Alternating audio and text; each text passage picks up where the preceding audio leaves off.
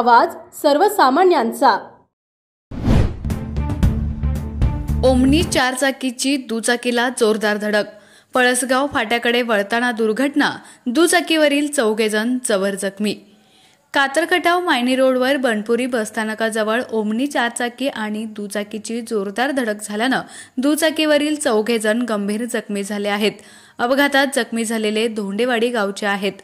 घटनास्थळावरून मिळालेल्या माहितीनुसार मारुती ओमनी MH11 AW 1052 विकळे तालुका खटाव ही चारचाकी मायनीकडून येत होती।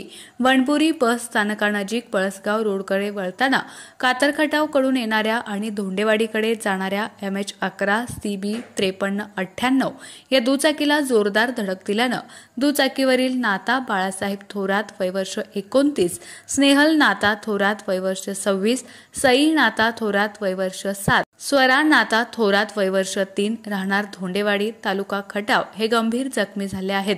यांना पुढील उपचारासाठी वडूच येथे त्वरित हलवण्यात आले आहे। घटनास्थळी दोन्ही गाड्यांची धडक एवढी जोरात होती की दुचाकीचा चुराडा झालेला दिसत होता। अपघात झाल्यानंतर ओमनी चारचाकीतील चालकांनी घटनास्थळावरून पलायन केलं अशी चर्चा सुरू होती। पुढील तपास वडूच पोलीस स्टेशनचे पोलीस निरीक्षक घनश्याम सोनवणे यांच्या मार्गदर्शनाखाली हवालदार गणेश शिरकुळे आणि शिवाजी खाडे कामकाज पाहत होते। आपल्या परिसरातील महत्त्वाच्या बातम्या पाहण्यासाठी मायभूमी न्यूज चॅनलला YouTube वर सबस्क्राइब करा आणि बेल आयकॉन प्रेस करा।